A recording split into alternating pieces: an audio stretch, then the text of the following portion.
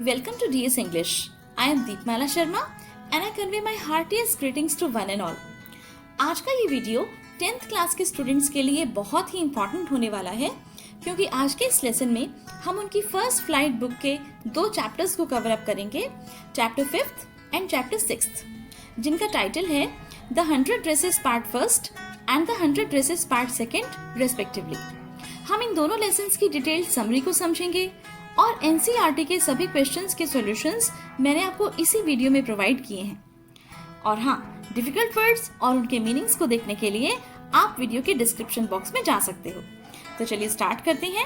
A very beautiful and sensitive story, the 100 dresses, written by Eleanor Estes, या जिन्हें popularly Eleanor एस्टिस के नाम से भी जाना जाता है। तो एल्विसोर एस्टर और Eleanor एस्टिस May 1906 to July 15, 1988 was an American children's author and a children's librarian. This present story, The 100 Dresses, is a 1944 children's book by Eleanor Estes.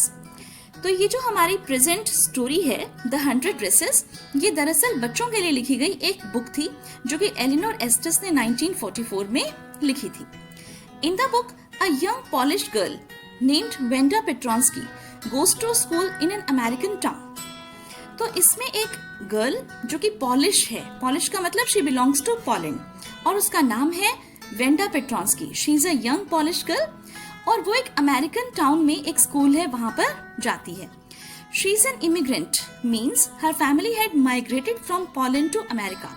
अब ये जो लड़की है वेंडा पेट्रॉन्स्की, ये दरअसल पोलैंड से बिलोंग करती है और इस समय इसकी जो फैमिली है वो अमेरिका में शिफ्ट हो गई है, माइग्रेट कर गए हैं ये लोग। ओके, आपको पता ही है कि माइग्रेशन क्या होता है। माइग्रेशन ऑफ पीपल, माइग्रेशन का मतलब होता है जब कोई लोग या परिवार जैसे जगह छोड़कर दूसरी जगह पर चले जाएं। अभी जो माइग्रेशन है ये वैसे देखिए गांवों से शहर में भी हो सकता है, एक देश से दूसरे देश में भी हो सकता है, एक शहर से दूसरे शहर में भी हो सकता है। तो अक्सर लोग एम्प्लॉयमेंट के लिए, अपने रोजगार के लिए या हायर एजुकेशन के लिए ऐसा करते हैं। तो इसी तरह से ये जो लड़की थी ये भी पोलैंड छोड़कर अमेरिका आ गई थी, तो शी वॉज एन इमिग्रेंट।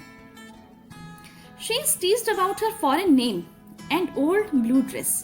अब देखिए, जब भी कोई माइग्रेट करके एक जगह से दूसरी जगह पर जाता है तो वहाँ के एटमॉस्फेयर में, वहाँ के एनवायरनमेंट में, वहाँ के कल्चर में, वहाँ के रहन सहन में, पहनावे में, भाषा में, इन सब चीज़ों में बहुत अंतर होता है।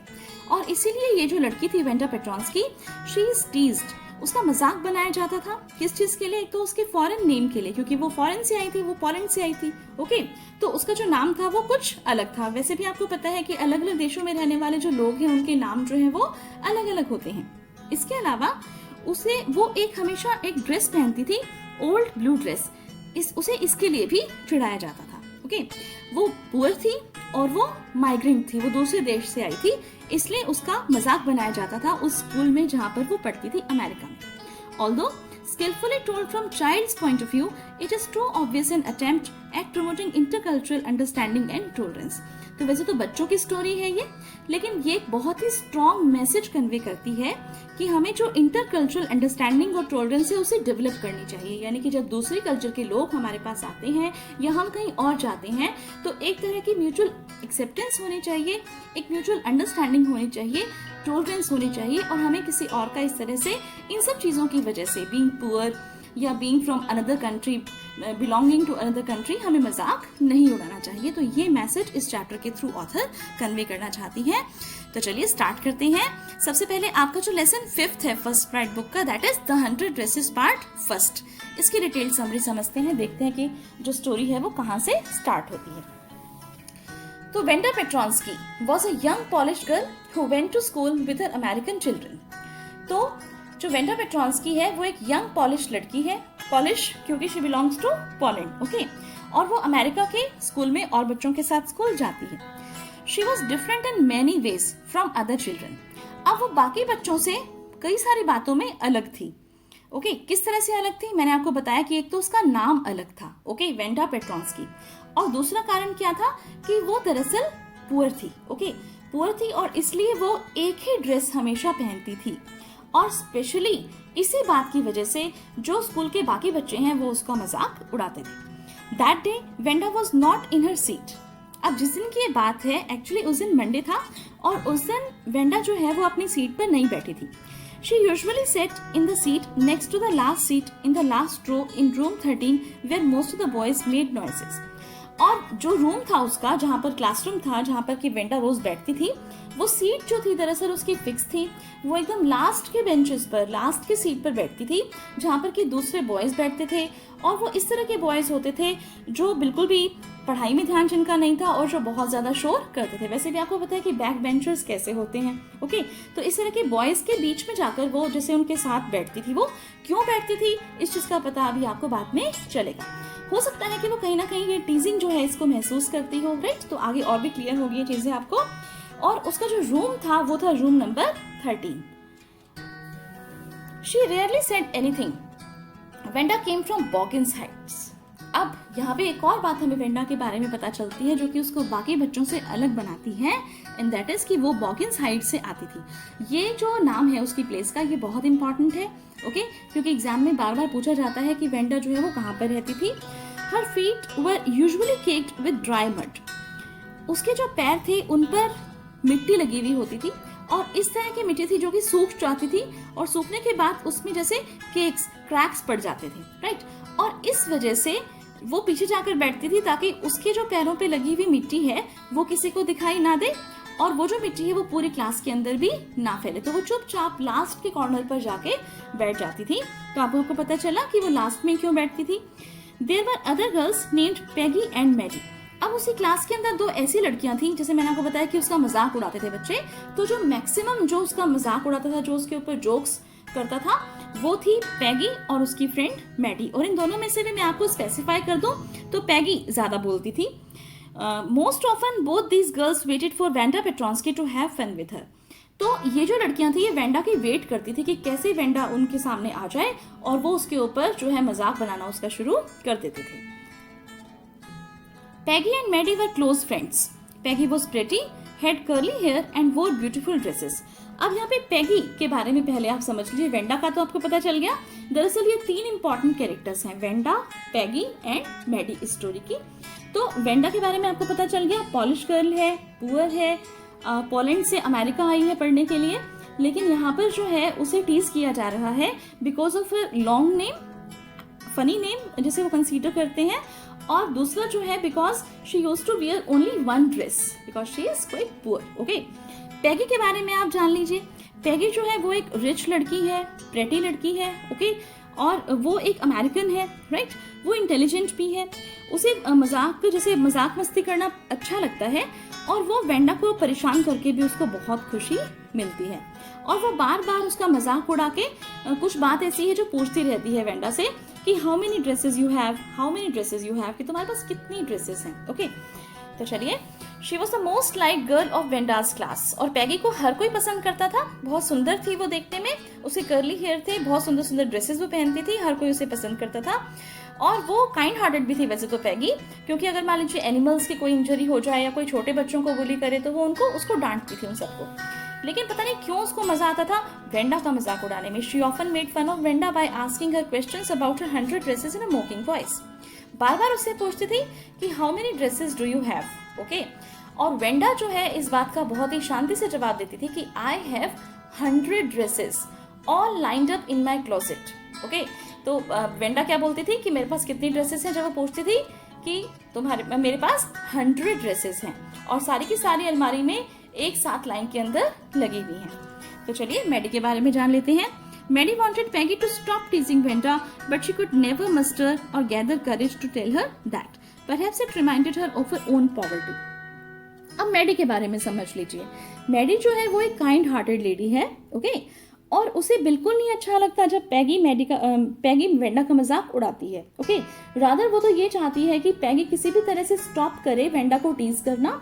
लेकिन मैडी में इतनी हिम्मत नहीं है कि वो पैगी को मना करे इस चीज़ के लिए, क्योंकि मैडी को ये लगता है कि अगर पैगी से वो ये कहेगी कि वेंडा का मजाक मत उड़ाओ तो कहीं पैगी वेंडा को छोड़ के उसे टारगेट बनाना शुरू ना कर दे, क्योंकि मैडी भी जो है वो एक पुअर लड़की है और वो भी जैसे किसी और के जो दूसरे पुराने जो कपड़े होते हैं उनको पहनकर ही अपना काम चलाती है। स्पेसिफिकली तो वो पैगी की ड्रेसेस ही पहनती है, जिसे कि उसकी मदर ने थोड़ा सा ट्रिम कर रखा होता है, चेंज कर रखा होता है, ताकि किसी को पता ना चले कि वो पैगी की पुरानी ड्रेसेस हैं। Venda, though a quiet girl, spoke a lot about her 100 dresses. She told the girls that her dresses were made of velvet or silk. All had different colors and designs. She specially mentioned her 2 dresses, one pale blue with color trimmings and the other bright green with red sash. अब देखिए, Wanda जो है एक शांत लड़की है और उसे इतनी शांत है वो कि उसको स्कूल के अंदर कोई इस बात के लिए नोटिस भी नहीं करता कि स्कूल के अंदर उसके साथ क्या हो रहा है, वो कहाँ पर बैठी है, कोई नहीं उसको पूछता। उसके वैसे तो खैर सब उससे बातें कर लेते, क्या बातें करते हैं कि आपके पास ड्रेसेस कितनी है वेंडा, हर कोई उससे यही मजाक उड़ा के पूछता है। लेकिन वेंडा इन सब का बहुत ही क्वाइटली और बहुत ही पोलाइटली जवाब देती है कि आई हैव 100 ड्रेसेस, मेरे पास 100 ड्रेसेस हैं, 100 ड्रेसेस हैं मेरे पास। तो वो कहते हैं कि अच्छा, तो वो जो तुम्हारी ड्रेसेस हैं क्या वो सारे के सारे सेम हैं? तो वो कहते हैं कि नहीं, मेरे पास सभी अलग अलग कलर्स की, अलग अलग डिजाइन्स की बहुत खूबसूरत ड्रेसेस हैं और सभी के सभी मेरी अलमारी में एक एक करके लगी हुई हैं, all lined up in my closet. अब वो जो लड़कियां हैं वो उससे ये पूछती हैं कि क्या तुम्हारे पास एक ही जोड़ी जूते हैं या कितने जूते हैं, how many shoes you have? तो वो कहती है कि मेरे पास 60 पेयर्स ऑफ शूज हैं और जो मेरे शूज हैं वो भी जो है लाइन के अंदर, एक अलमारी के अंदर, लाइन के अंदर लगे हुए हैं। और स्पेशली वो अपनी ब्लू ड्रेस का और ग्रीन ड्रेस का मेंशन जरूर करती है। Venda's absence from school was noticed for 2 days, but on the 3rd day, Peggy and Maddie, who missed the fun of laughing at her, waited for her at the corner of Oliver Street, where they used to meet her on their way to school. But Venda did not turn up and they got late for school. तो Wanda Monday से ही school नहीं आई थी, right? अब 2 दिन और हो गए, Monday गया, ट्यूसडे गया। वेंसडे को पैगी और मैडी उसकी वेट कर रहे थे ओलिवर स्ट्रीट के कॉर्नर पे खड़े होके कि जैसे वो आएगी और वो उसको टीज करना, उसका मजाक उड़ाना शुरू कर देंगे, क्योंकि वो जो ये काम था मजाक उड़ाने का वो या तो स्कूल शुरू होने से पहले रास्ते में या स्कूल के खत्म होने के बाद रास्ते में ये काम करते थे। ओके, तो आप देख सकते हो कि पैगी और मैडी किस तरह से वेट करते थे इस मोमेंट का कि कैसे उनको वेंडा मिले तो उसका मजाक उड़ाना शुरू कर दें। अब वेंडा जो है उस दिन भी स्कूल नहीं आई। ओके, अब वो भी स्कूल के लिए लेट हो गए। The next day it was drizzling. Peggy and Maddie did not wait for Venda. They never wanted to be late for school because they were anxious to know the results of the competition. अब इससे next day जो है थोड़ी थोड़ी बारिश हो रही थी। ड्रिजलिंग का मतलब हल्की बारिश हो रही थी और ये ऐसी बारिश थी जो उनको गीला कर सकती थी। तो पैगी और मैडी ने वेंडा के लिए कोई वेट नहीं किया उस दिन। ओके, तो आप देख सकते हो कि ये जो लड़की है वेंडा, ये उनको क्यों याद आ रही है। ये उनको किसी फ्रेंडशिप के लिए या किसी अच्छी चीज के लिए याद नहीं आती, ये केवल उनको मजाक बनाने के लिए याद आती है। तो मैडी ने और पैगी ने वेंडा का वेट नेक्स्ट डे भी नहीं किया। एक तो बारिश हो रही थी और दूसरा उनको वेट था कि वो जल्दी से स्कूल पहुंचे, क्योंकि उस दिन टीचर ने एक कंपटीशन कराया था पहले, उसके रिजल्ट्स उस दिन अनाउंस करने थे और वो कंपटीशन था drawing competition. It was to be announce that day. तो वो जो रिजल्ट था वो उस दिन अनाउंस होना था। अब जो पैगी है वो बहुत अच्छी ड्राइंग बनाती थी, तो मैडी को तो ये पूरा लग रहा था कि पैगी ही इस कंपटीशन में जीतेगी, क्योंकि लड़कियों को जो है ड्रेसेस बनाने के लिए कहा था और जो बॉयज हैं उनको मोटर बोट्स बनाने के लिए कहा था। तो देखिए जो रिजल्ट आया उसका क्या आया कंपटीशन का, क्योंकि पैगी को पूरी उम्मीद थी कि वही कॉन्टेस्ट जीतेगी। As they entered their classroom they stopped and gasped. जैसे वो अपने क्लासरूम में पहुंचे वो एकदम से रुक गए, बहुत हैरान हो गए। 100 drawings of bright and beautiful and differently designed dresses were displayed all over the room.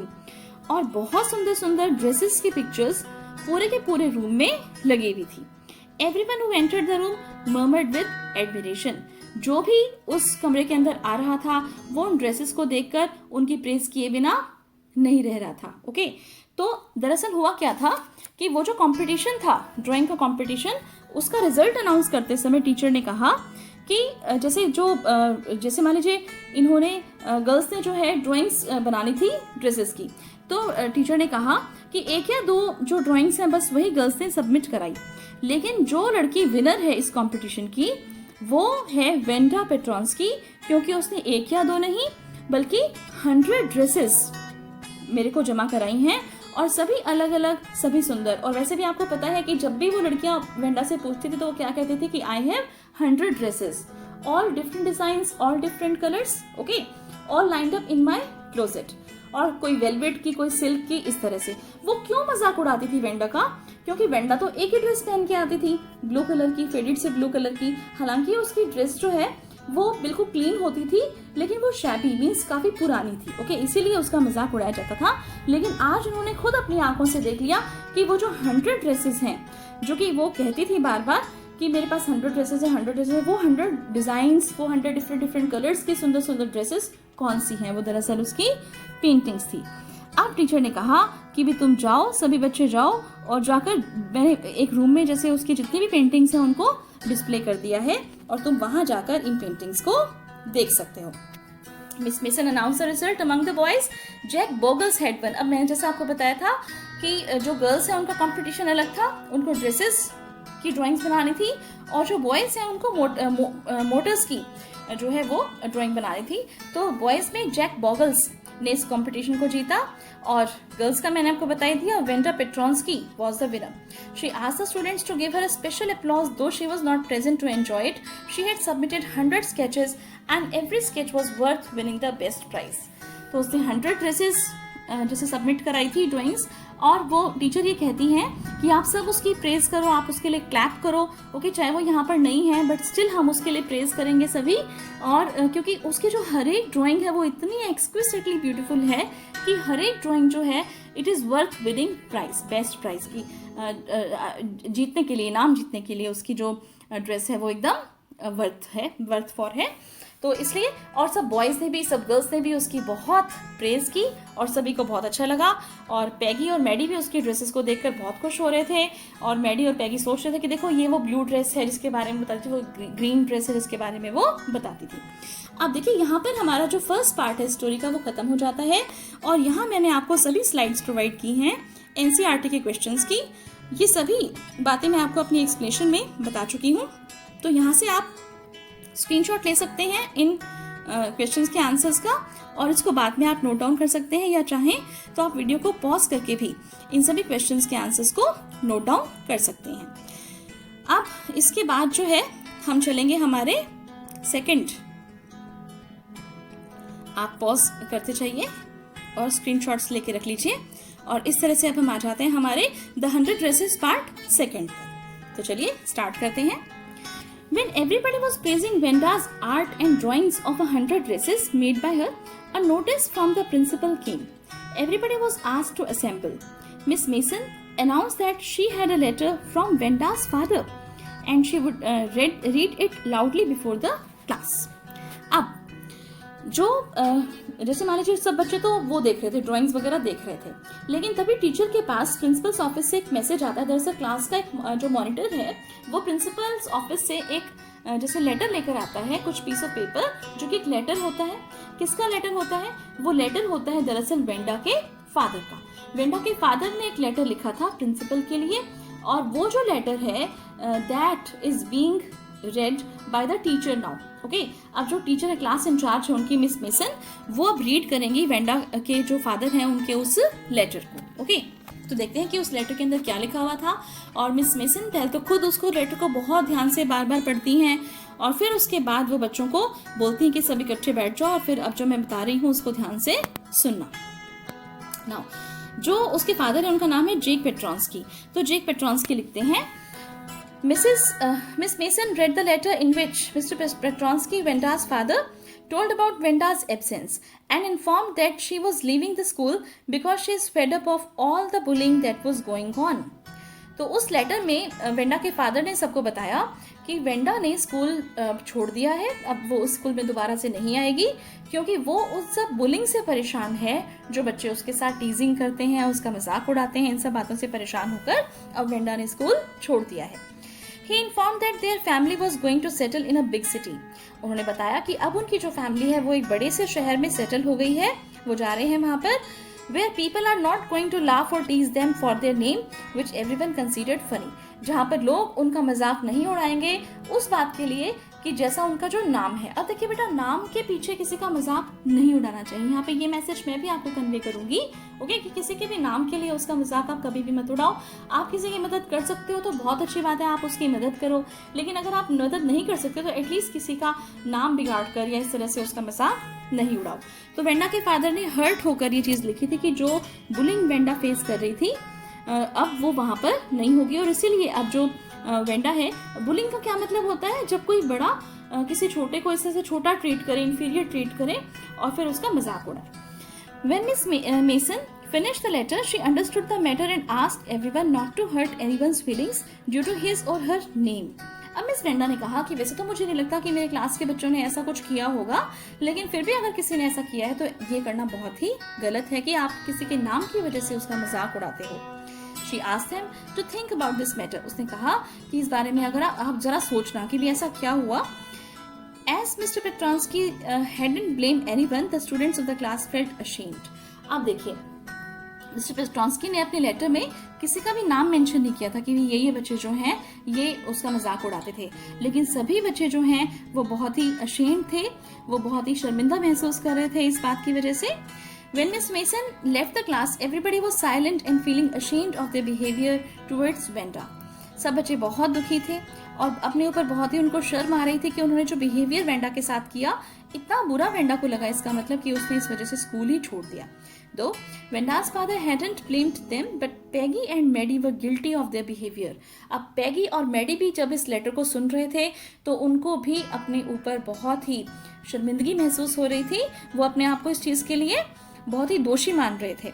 Maddie was very upset दो she never teased Wanda directly. अब मैडी ने हालांकि कभी भी वेंडा को डायरेक्टली टीज नहीं किया था, उसका कभी भी डायरेक्टली मजाक नहीं उड़ाया था, लेकिन उसको तो बहुत ही बुरा लग रहा था। Maddie was actually a kind hearted girl, okay. उसे बहुत बुरा लगता था जब पैगी उसका मजाक उड़ाती थी। मैंने आपको पहले मेंशन किया था प्रीवियस उसमें एक्सप्लेनेशन में चैप्टर की। Peggy, who teased Venda every time, also felt ashamed and both of them decided to go her home to seek forgiveness. अब मैडी मन मन में सोच रही थी कि जैसे वो जो है क्या करे कि जैसे वेंडा से वो सॉरी फील करे, ओके। वो ये बात सोच रही थी मन मन में और वो पैगी की ओर देख रही थी कि पैगी भी क्या पता क्या सोच रही है, लेकिन पैगी ने उसकी ओर मुड़ के नहीं देखा। लेकिन जैसे क्लास ओवर हुई तो पैगी ने भी मैडी से यही कहा कि चलो वेंडा के घर चलते हैं और उसको जाकर सॉरी फील करते हैं। तो मैडी को बहुत अच्छा लगा कि ठीक है, पैगी भी इस चीज़ को महसूस कर रही है और दोनों ही अपने आप को गलती पर मान रहे थे, दोनों ही अपने आप को दोषी मान रहे थे। दरअसल मैडी का मैंने आपको पहले भी मेंशन किया था कि मैडी ने पहले भी ये सोचा था कई बार कि वो पैगी को मना करे, ओके। वो उसको डायरेक्टली मना नहीं कर सकती थी, उसने एक दो बार ये भी कोशिश की कि वो उसको एक नोट लिख दे ताकि वो जो है वेंडा का मजाक उड़ाना बंद कर दे, लेकिन बस वही बात थी कि she could not muster up the courage, वो गैदर ही नहीं कर पा रही थी हिम्मत। और यदि वो सोचती थी कि अगर वो ऐसा कर देगी तो उसे ये भी डर था कि कहीं पैगी वेंडा को छोड़कर उसी का मजाक उड़ाना शुरू ना कर दे। तो अब दोनों लड़कियों ने डिसाइड किया कि वो जाएंगी बॉगिन्स हाइट, जहाँ पर कि वेंडा रहती थी, और बॉगिन्स हाइट्स में जाकर वेंडा से वो माफी मांग लेंगी। After the school was over, both Peggy and Maddie went to Wanda's house at Boggins Heights. पहुंच गई स्कूल के बाद। Peggy still believe that she hadn't done any harm, but Wanda had taken it otherwise. अब Peggy को यही लग रहा था कि उसने जो है कुछ गलत नहीं किया। पैगी दरअसल क्या सोचती थी? पैगी दरअसल ये सोचती थी कि जब भी वो उसका मजाक उड़ाती थी और उसको कोई ये कहता था कि पैगी तुम ये बिल्कुल ठीक नहीं कर रही हो कि तुम वेंडा का इस तरह से मजाक उड़ा रही हो, तो पैगी हमेशा यही कहती थी कि नहीं, मैं कुछ गलत नहीं कर रही। अगर मैं इस लड़की से ये पूछ रही हूँ, वेंडा से पूछ रही हूँ कि how many dresses does she have, तो उसको सच बता देना चाहिए कि उसके पास कितनी ड्रेसेस हैं। वो क्यों झूठ बोलती है कि उसके पास 100 ड्रेसेस है? वो कहते हैं कि 100 ड्रेसेस हैं, जबकि इस बात के ऊपर कोई भी विश्वास नहीं होता, क्योंकि वो तो रोजाना एक ही ड्रेस पहनती है, राइट। इसी तरह से जब भी मैं उससे पूछती हूँ कि तुम्हारे पास शूज कितने हैं, तो वो क्यों नहीं क्या बता देती कि मेरे पास कितने शूज हैं। वो क्यों कहती है कि मेरे पास 60 पेयर्स ऑफ शूज हैं। तो इस बात पे विश्वास नहीं होता। तो इसका मतलब पैगी ये बताना चाहती थी कि वेंडा झूठ बोल रही है, और साथ के साथ उसका जो नाम है वो भी थोड़ा सा वियर्ड था, ओके। तो वो ये कहते थे कि ये लड़की जो है ये है ही डिफरेंट, ओके। एक तो ये झूठ बोलती है अपनी ड्रेसेस के बारे में, अपने शूज के बारे में, और प्लस इसका जो नाम है वो भी बहुत ही वियर्ड है, बहुत ही अलग है। इसलिए जो है पैगी को बिल्कुल नहीं बुरा लगता था जब भी वो उसका मजाक उड़ाती थी। Venda's house had a worn down look but was neat and clean. Just like her faded blue dress. अब जैसे उन्होंने वेंडा का घर देखा बॉगिंस हाइट्स पर, तो वो बहुत ही पुराना सा और इस तरह का लग रहा था कि उस पर काफ़ी टाइम से पेंट भी नहीं हुआ, बिल्कुल भी सुंदर नहीं था, लेकिन वो उसे वेंडा की उसी ड्रेस की याद दिलाता था जो पुरानी तो थी लेकिन एकदम नीट एंड क्लीन थी। तो घर था बिल्कुल साफ सुथरा था लेकिन काफ़ी पुराना था। But the family had already left, लेकिन वहाँ पर कोई भी नहीं था। जब उन्होंने नॉक किया, आवाज़ें लगाई तो किसी ने भी आवाज़ नहीं दी, तो इसका मतलब वो वहाँ से जा चुके थे।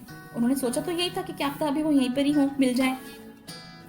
Maddie was very upset and felt that she would never be able to express her gratitude to Wenda.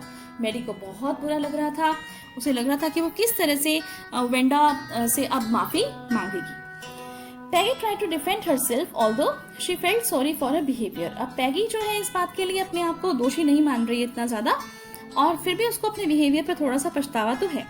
So she said, if she hadn't teased Wenda about her 100 dresses, she would not have got such an idea to draw the dresses and won the contest. तो पैगी क्या कहती है, देखिए पैगी कहती है कि अगर वो वेंडा का मजाक इस बात के लिए नहीं उड़ाती कि उसके पास कितनी ड्रेसेस हैं, तो हो सकता है कि वेंडा के पास ये आइडिया जो है 100 ड्राइंग्स की पेंटिंग बनाने का जो आइडिया है, 100 ड्रेसेस की पेंटिंग बनाने का जो आइडिया है, ये भी नहीं आता। तो इसका मतलब पैगी कहती है कि देखो हमारी वजह से उसे ये 100 ड्रेसेस का जो आइडिया है ये आया और वो इस कॉन्टेस्ट को जीती। But Maddie decided that she would never be silent and oppose others against teasing anyone, even if she had to lose her friend. लेकिन मैडी को ये मन में पक्का लग रहा था कि अब वो गलती जो उसने की है उसको दोबारा से नहीं दोहराएगी। हालांकि उसे डायरेक्टली कभी भी मजाक नहीं उड़ाया था, लेकिन उसने ये सोचा कि आगे से अगर पैगी या कोई भी उसकी बेस्ट फ्रेंड जो भी है वो किसी और का मजाक उड़ाएगी तो वो चुप नहीं रहेगी, वो उसके खिलाफ खड़ी होगी और वो बोलेगी, चाहे उनकी दोस्ती ही क्यों ना टूट जाए। अब उन्होंने डिसाइड किया कि they will write a letter. So they wrote a letter telling her about the result of drawing competition. They meant to ask forgiveness for the rude and mean behavior by doing so. अब उन्होंने एक letter लिखा, ये सोचा कि चलो किसी तरह से जो है वेंडा को हम एक अपोलोजाइज करें, ओके, और एक लेटर लिखें, क्योंकि दोनों को ही बहुत ही बेचैनी थी। दोनों जब भी बैठती अकेले में तो इसी बारे में सोचते कि क्यों उन्होंने ऐसा बिहेवियर किया, क्या उन्होंने इतना खराब कर दिया वेंडा के साथ कि उसको बेचारी को स्कूल ही छोड़ कर जाना पड़ा। तो अब जो है उन्होंने ये डिसाइड किया कि वो एक लेटर लिखेंगी वेंडा को और उसमें उसके जो ड्राइंग का रिजल्ट है उसको बताएंगी। Maddie and Peggy waited long for Wenda's reply to their friendly letter. अब उनको ये लग रहा था कि वो जो लेटर है वो लिखकर उन्होंने बॉगिंस हाइट्स में जो उसका घर था वहीं पर ही पोस्ट कर दिया था कि उनमें से मान लो फैमिली मेंबर में से कोई भी कभी वापस आएगा तो वो लेटर जो है वो वेंडा तक पहुंच जाएगा। ये सोचकर बहुत लंबे समय तक उन्होंने वेट किया वेंडा के लेटर के रिप्लाई का। After few months they got the reply address to Miss Mason, और उन्हें काफ़ी मंथ्स के बाद वो रिप्लाई मिला जब क्रिसमस था। क्रिसमस पर बहुत सुंदर उन्होंने अपनी क्लास को डेकोरेट किया था और उस दिन वो जो लेटर है वो मिस मेसन को मिला। She asked Miss Mason to give the drawing of the green dress to Peggy and the blue one to Maddie. She told her that she had joined a new school but missed her old school and her teacher. तो Wanda ने उसे बताया कि अब वो नए school में shift हो गई है, नए शहर में वो लोग चले गए हैं और उसका जो शहर है, उसका जो स्कूल है, वहाँ पर वो अपने पुराने स्कूल को, अपनी टीचर को मिस करती है। और उसने ये बताया कि मिस मेसन की जो जगह है वो उसका नया टीचर कभी भी नहीं ले सकता, क्योंकि मिस मेसन है ही बहुत अच्छी। और साथ में उसने उन लड़कियों के लिए ड्राइंग्स देने के लिए भी बोला, क्योंकि उसने कहा कि अब मेरे घर में मेरे पास फिर से मेरे 100 ड्रेसेस हैं, यानी कि 100 ड्रेसेस की जो ड्राइंग्स हैं उसे फिर से वहाँ पर अपने घर पे बना ली थी। और इसलिए उसने कहा कि पैगी को और मैडी को उनकी जो ड्राइंग्स हैं वो टीचर दे दें। ओके, तो मैडी को और पैगी को उसने ड्रेसेस की ड्राइंग्स दी, पैगी को उसने ग्रीन ड्रेस की ड्राइंग दी और मैडी को उसने ब्लू ड्रेस की ड्राइंग दी। ये देखिए, ये मैं आपको पिक्चर दिखा रही हूँ। इस तरह से आप इसको अगर याद करेंगे, देख लेंगे, एक बार विजुअलाइज कर लेंगे इस पिक्चर को, तो आप कभी भी नहीं भूलेंगे, क्योंकि ये भी जो क्वेश्चन है ये पेपर में आ जाता है। तो Maddie ran through thoughts about the events and pinned the dress on her wall. तो मैडी अपनी ड्राइंग ले आई अपने घर पे, पैगी भी अपने साथ अपनी ड्राइंग को ले गई और बार बार वो यही बातें सोच रहे थे कि वेंडा के साथ उन्होंने जो किया वो गलत किया, ओके, और वो लड़की कितनी अच्छी थी कि उन्होंने हमें माफ़ भी कर दिया और हमें ये ड्राइंग्स जो हैं ये भी प्रेजेंट में दे दी, राइट। तो मैडी जो है वो ड्राइंग ले आई और लाकर उसने अपनी वॉल में, उसका एक वॉलपेपर था वो एक जगह से फटा हुआ था, तो वहाँ पे उसने वो ड्राइंग अपनी पेस्ट कर ली। और जैसे उसने वो ड्राइंग पेस्ट की, उसका जो रूम था वो बहुत ही सुंदर लगने लगा उस ड्राइंग की वजह से। She could see her face in that dress, और जैसे उसने उसको पिक्चर को ध्यान से देखा, उस ड्राइंग को ध्यान से देखा, उस ड्रेस की पिक्चर को ध्यान से देखा, तो उसे लगा कि जैसे उसका चेहरा जो है या उसका जो गेटअप है एकदम से वो उसको उस ड्रेस के अंदर नजर आया। She ran over to Peggy's home and they both looked at the green dress with red trimmings so that they could see Peggy's face in it. और मैडी जो है वो भागकर दौड़कर पैगी के पास जाती है और उसे कहती है कि पैग तुम भी जल्दी से वो ड्राइंग निकालो, कहाँ पर है। वो भी पड़ी हुई थी उसके बेड पे, उससे निकाली और उन्होंने ध्यान से देखा तो उनको ये लगा कि सच में जैसे ये जो ड्राइंग है ये उसने पैगी के लिए बनाई हो। पैगी का फेस उनको उसमें नजर आ रहा था। Maddie started to cry remembering all the insulting statements she passed for Wenda. Peggy consoled her. और मैडी को बहुत बुरा लग रहा था उन सब बातों के लिए जो उन्होंने वेंडा का मजाक उड़ाने के लिए कही थी, लेकिन पैगी उसे बहुत शांत कराती हैं और वो कहती है कि देखो सच में मैंने तुम्हें कहा था कि वो लड़की जो है हमें पसंद करती है और देखो इतनी उसको आइडियाज़ आए ड्राइंग्स के तो वो सब हमारी वजह से ही है, तो इसमें रोने की कोई बात नहीं है, तुम चुप हो जाओ। हालांकि मन मन में वो दोनों ही रिपेंट कर रही थी, इस बात का पश्चाताप कर रही थी कि उन्होंने जो भी कुछ वेंडा के साथ किया था वो नहीं करना चाहिए था। अब यहाँ पर सेकेंड पार्ट के जो सॉल्यूशंस हैं वो मैंने आपके लिए प्रोवाइड किए हैं। आप इसके भी स्क्रीनशॉट्स लेकर रख सकते हो। ओके, ये थोड़ी थोड़ी देर में इसको पॉज कर रही हूँ ताकि आप इसका स्क्रीनशॉट अच्छे से ले पाओ।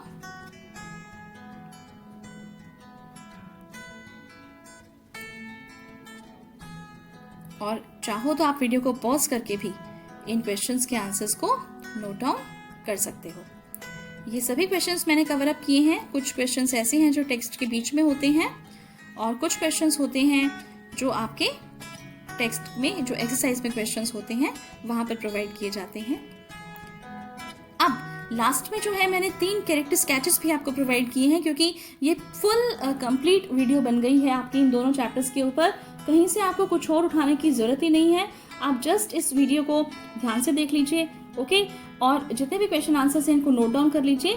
सभी इंपॉर्टेंट क्वेश्चंस जैसे जितने भी शॉर्ट क्वेश्चंस हैं उनको मैंने अपनी एक्सप्लेनेशन में इंक्लूड किया था, प्लस जो आपका जो कैरेक्टर स्केच है, ओके, वो 3 कैरेक्टर स्केचेस आपके इंपॉर्टेंट हैं। वेंडा का कैरेक्टर स्केच, फिर इसके बाद आता है हमारा पैगी का कैरेक्टर स्केच और इसी तरह से हमारा आता है मैडी का कैरेक्टर स्केच। इन सभी कैरेक्टर स्केचेस के स्क्रीनशॉट्स भी आप ले सकते हो और इनको अपनी नोटबुक्स में आप नोट डाउन करोगे। तो कैसा लगा आपको चैप्टर, है ना? बहुत ही ब्यूटीफुल और बहुत ही सेंसिटिव एक पिक्चराइजेशन है एक लड़की का और उसके प्रति जो व्यवहार हुआ। और इस चैप्टर के थ्रू बेटा मैं आपको यही मैसेज देना चाहती हूँ कि आप कभी भी किसी का भी मजाक मत उड़ाओ। अपने से बड़ों का तो चलो आप उड़ाते भी नहीं हो, मुझे पता है, उड़ाना भी नहीं चाहिए, और अपने से छोटों का भी इवन और अपने साथ वालों का भी, जिन जो क्लासमेट्स हैं आपके, जिनके साथ आप बैठते हो, सारा दिन हंसी मजाक करते हो, मजाक की भी एक लिमिट होती है, एक लेवल तक आप कीजिए, किसी को हर्ट ना हो। ओके, लेकिन नाम को लेकर या किसी ऐसी चीज़ को लेकर जैसे किसी की गरीबी को लेकर या किसी के कपड़ों को लेकर आप कभी भी किसी का मजाक मत उड़ाइए। इसी मैसेज के साथ मैं इस वीडियो को यहीं पर ही एंड करती हूँ। Thank you so much for watching.